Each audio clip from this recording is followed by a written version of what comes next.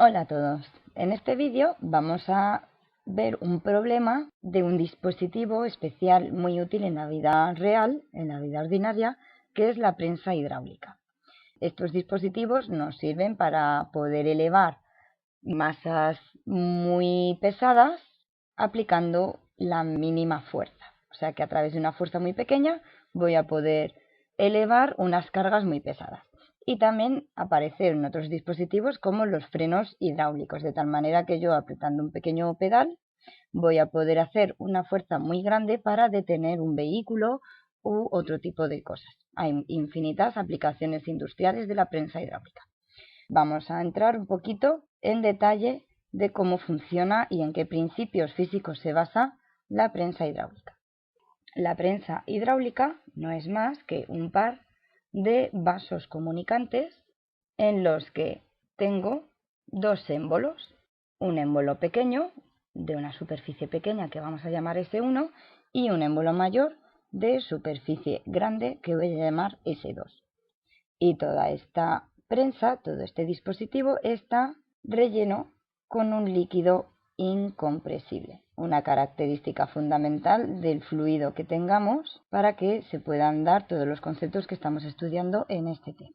Debido al principio fundamental de la dos puntos hidrostática situados a la misma altura en un mismo fluido han de tener mismas presiones. Por tanto, en este punto, si aquí hay una presión 1, en este punto tendrá que haber la misma presión. Por tanto, la presión en el punto 1 ha de ser igual a la presión en el punto 2. Esta presión en el punto 1 será debida a la aplicación de una fuerza que voy a llamar F1. Bien, por tanto, si yo aplico una fuerza 1 sobre este émbolo cuya superficie es S1, generaré una presión 1 que se va a comunicar a lo largo de todo el fluido hasta llegar aquí con el mismo valor. Por tanto, yo aquí voy a generar una fuerza 2. Bien, y ahora vamos a ver cómo a través de una pequeña fuerza F1 en el émbolo pequeño voy a originar una fuerza en el émbolo mayor mucho mayor. Partimos de lo que sabemos, que la presión en el interior de ese fluido en el punto 1, ya que está a la misma altura, ha de ser la misma que en el punto 2. Por tanto, P1 igual a P2. Si nosotros ya asumimos que las presiones atmosféricas o las distintas presiones que podamos tener se van a suprimir, la presión en el punto 1 está únicamente debida a esa fuerza 1. Por tanto, la fuerza en el émbolo pequeño partido la superficie de ese émbolo pequeño ha de ser igual a la fuerza en el émbolo grande entre la superficie de ese émbolo mayor. Vamos a ver si podemos comparar la fuerza 2 con la fuerza 1. Vamos a pasar la fuerza 1 al otro lado. S2 partido S1, haciendo estos cambios, es igual a F2 entre F1. Y ahora vamos a ver, como S2 es mucho mayor que S1, yo aquí tengo el cociente entre un número muy grande y un número muy pequeño. Por tanto, este cociente va a ser mayor que la unidad. Por tanto, S2 entre S1, que es igual a F2 partido F1, va a ser mayor que la unidad. Y finalmente ya obtenemos esa relación. La fuerza que se genere en el émbolo grande va a ser mucho mayor que la fuerza que apliquemos en el émbolo pequeño. Y esta es la conclusión a partir de la cual las prensas hidráulicas son tan útiles en la vida cotidiana. Otra cosa que vamos a ver es la relación en el recorrido que nosotros tenemos que hacer en el émbolo pequeño y el recorrido que se ejerce en el émbolo mayor. Y para ello vamos a cambiar de dibujo. Vamos a borrar todo esto y nos quedamos con lo que necesitamos. Vamos a dibujar de nuevo una prensa hidráulica parecida a la que teníamos antes.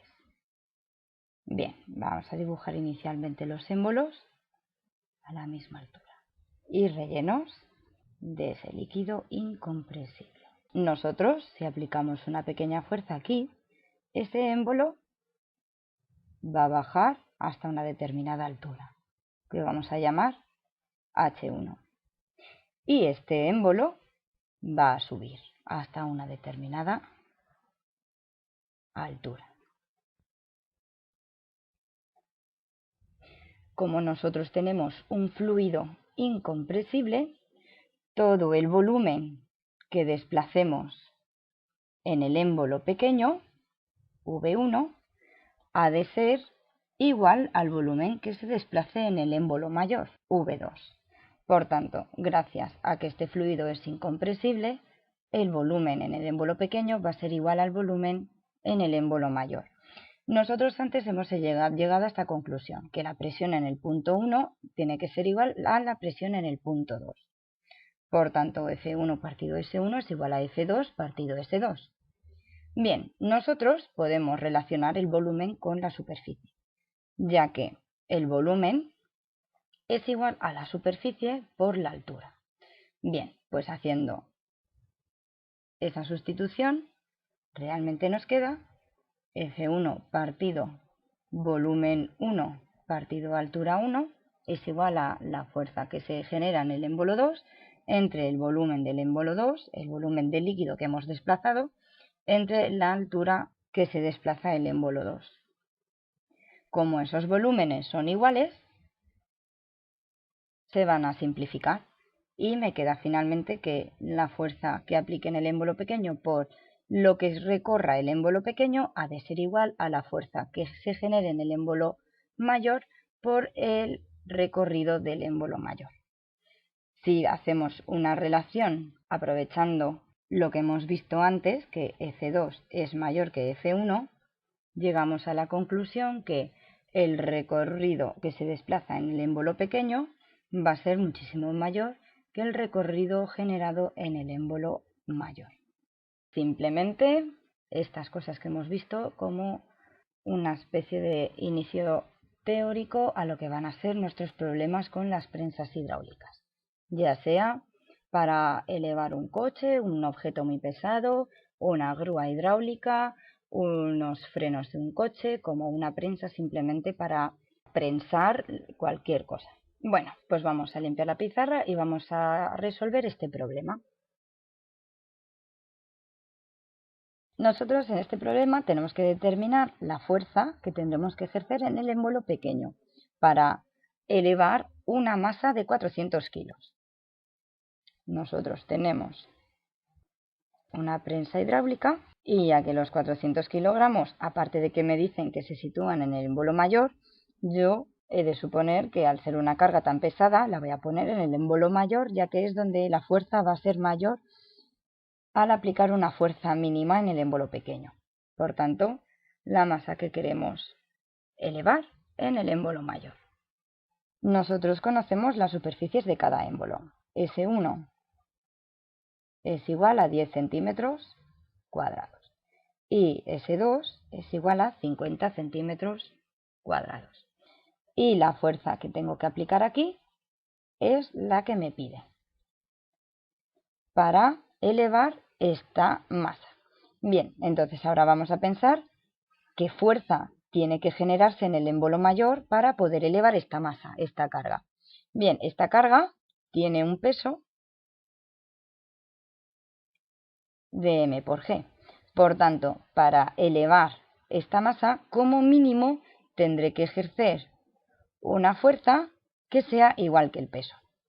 Realmente la fuerza que tenemos que generar en el émbolo mayor tiene que ser mayor que el peso. Y esto lo vamos a explicar. Si nosotros recurrimos a la segunda ley de Newton, tenemos que la suma de las fuerzas es igual a la masa por la aceleración.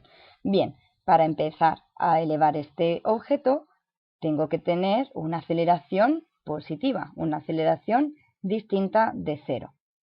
Bien, la suma de todas las fuerzas que se van a generar en este objeto son la fuerza generada en el émbolo mayor menos el peso. Y todo esto va a ser igual a la masa de ese objeto por la aceleración. Si yo tuviera que la fuerza generada es igual al peso, la aceleración obtenida sería cero. Por tanto, la fuerza que se tiene que generar en el émbolo mayor ha de ser mayor al peso para que la aceleración sea distinto de 0 y empiece a haber elevación de ese objeto. Por tanto, yo tendré que calcular a partir de qué fuerza empieza a haber movimiento. Por tanto, determinaré una fuerza que sea igual al peso a partir de la cual este objeto empiece a elevarse. Pues ese es mi objetivo. Vamos a determinar esa fuerza 2 que va a ser igual que el peso. Por tanto, la fuerza en el émbolo mayor ha de ser 400 por 9,8. 3.920 newtons. Bien, una vez que ya he determinado la fuerza que tengo que obtener en el émbolo mayor, ya puedo determinar la fuerza que tengo que aplicar para obtener esa fuerza. Pues a través del principio que hemos visto para las prensas, F2 partido S2 ha de ser igual a F1 partido S1.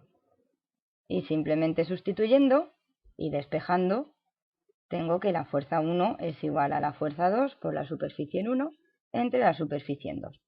Y como ya tengo todos esos datos, S1 son 10 centímetros cuadrados y S2 son 50 centímetros cuadrados.